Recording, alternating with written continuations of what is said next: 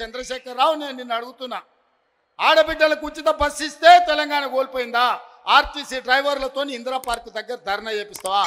నీ కొడుకు ఆవారగాన్ని ఆడికి పంపించి వాడు కాక్యాంగ్ చేసుకుంటాడు. వాడు రామారావా నాకు అర్థం కాలే. కాక్యాంగ్ చేసుకొని ఆటోలో తిరుగుతా ఆయన ఆటో రాముడు అయిపోతాడంట. కొంచెమన్నా సిగ్గు ఉండాలనే. తెలంగాణ సమాజం ఏమనుకుంటుందని ఇంత సిగ్గుసేరని తప్పిపోతారా 10 నెలలకే? ఇట్లాంటి నేను ఎవరిని చూడలే. ఇవాళ అందుకే ఈ వేదిక మీద నుంచి మీరిచ్చిన ప్రభుత్వం, ప్రజాప్రభుత్వం, ఇందిరమ్మ రాజ్యంలో పేదల సంక్షేమం కోసం పనిచేస్తున్నాం. ఏ గడ్డ మీద నుంచి పోరాటం మొదలుపెట్టినామో అదే గడ్డ మీద సంవత్సరం పూర్తి చేసుకున్న సందర్భంగా ఈ వరంగల్ పట్టణాన్ని నగరంగా మార్చి హైదరాబాద్తో పోటీ పడే విధంగా అభివృద్ధి చేయాలన్న ఆలోచనతోటి ఇవాళ మీకు నిధులను ఇవ్వడమే కాదు, మీ గడ్డ మీదనే మొట్టమొదటి ఉత్సవం జరుపుకున్నాం.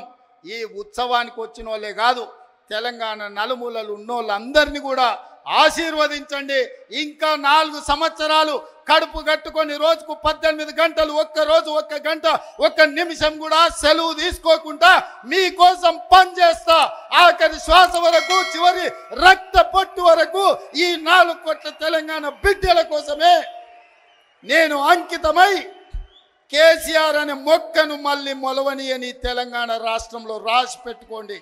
చెప్పిన నాడు ఓడిస్తాని, ఓడించిన పార్లమెంటులో గుండు 0 అని చెప్పిన గుండు 0 తెచ్చిన ఇవాళ నీ పార్టీని మళ్ళీ మొలకెత్తనియనని ఈ వరంగల్ గడ్డ మీద నుంచే చెప్తున్న కేసీఆర్, కాసుకో, చూద్దాం ఏందో మా కార్యకర్తల పౌరుషమో, నీ తాగుబోతు విధానాలు, కుట్రలు, కుతంత్రాలు తేల్చుకుందాం.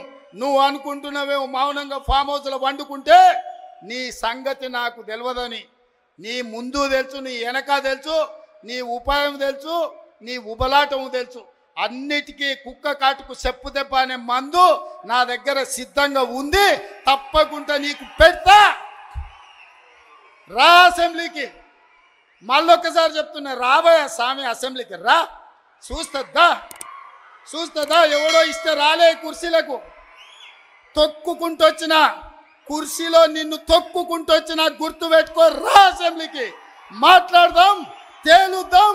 సిద్ధంగా ఉన్నా తారీఖు పెట్టు, సమయం పెట్టు, వచ్చి చెప్తా బిడ్డ నీ సంగతి. ఏం కావాలంటారు మీకు? ఎమ్మెల్యేలు వస్తారంటున్నారు, మీరు మీ దగ్గర ఏమైనా సమాచారం ఉందా? నేనేమంటున్నా అంటే, ఒకరోజు రేవంత్ రెడ్డి గారు మాట్లాడి ఇవాళ సాయంత్రం వరకు నీ దొడ్లు ఎందరు ఉంటారో చూసుకొని, నా దొడ్డు అయితే ఇంటాక్ట్ ఉంది ఆయన మాట్లాడిన తర్వాత. ఇది కూడా అంతే ఉంది. రెండవది, ఈయననే బీజేపీలకు జంపు కొడతాడని కాంగ్రెస్లోనే చాలా అనుమానాలు ఉన్నాయి డెఫినెట్గా. ఎందుకంటే ఆయన కేసులు కొలిక్కి వస్తున్నాయి. ఓటుకు నోటు కేసు ఏదైతే ఉందో అది భయంకరమైన కేసు. రెడ్ హ్యాండెడ్గా ఆయన పట్టుబడ్డ కేసు. ఆయన తప్పించుకోలేడు కూడా, ఎవరు తప్పించలేరు. కాబట్టి అది మన కింది మీద అయితే ఈయననే బీజేపీలకు జంపు కొడతాడు కేసులు తప్పించుకోవడానికి పెద్ద ప్రచారం ఉంది. అందులో భాగంగా నిజంగా జరుగుతున్నది ఏంటంటే, నన్ను డైరెక్ట్ కన్సల్ట్ చేయలేదు, కానీ మా పార్టీలో ఉన్న ముఖ్యులను కాంగ్రెస్ పార్టీలో ఉన్నటువంటి ఒక వర్గం అంతా కన్సల్ట్ చేస్తూ ఉన్నారు. కన్సల్ట్ చేయడంగా స్పష్టంగా చెప్తున్నారు సంఖ్యతో సహా. అన్న, మేము 26 నుంచి 33 మంది ఎమ్మెల్యేలు రెడీగా ఉన్నాము, మేము కలుస్తాము, ఇద్దరం కలిసి గవర్నమెంట్ ఫామ్ చేద్దామని చెప్తున్నారు. మరి రేవంత్ రెడ్డి తదాస్తు దేవతలు ఉంటారు పైన, మరి అటు నుంచి ఇటు వస్తారో, ఇటు నుంచి అటు పోతారో చూద్దాం ఏం జరగబోద్దు. సార్, మీరు ఇందాక జాతీయ స్థాయిలో బీఆర్ఎస్ మళ్ళీ బలపడుతుందన్నారు. ఈ అసెంబ్లీ ఎన్నికల తర్వాత ఇది చాలా చర్చ జరిగింది. బీఆర్ఎస్ టీఆర్ఎస్గా మారిపోతుంది అనేది, దీన్ని ఆఖరి జరగదండి. నేను చెప్పిన కదా, బీఆర్ఎస్గానే ఉంటుంది, no doubt about it. KCR garu ఇక్కడ సార్ ఎంతో సంక్లిష్టమైనటువంటి అంతర్జాతీయ విషయాలను సైతం సరళంగా, సూటిగా, స్పష్టంగా మాట్లాడే కేసీఆర్ గారు లేని లోటు అసెంబ్లీలో స్పష్టంగా కనబడుతుంది. ఆ లోటును ఎప్పుడు భర్తీ చేయబోతుంది? నెక్స్ట్ సెషన్ నుంచి చూస్తారు కదా కేసీఆర్ ప్రళయ గర్జన.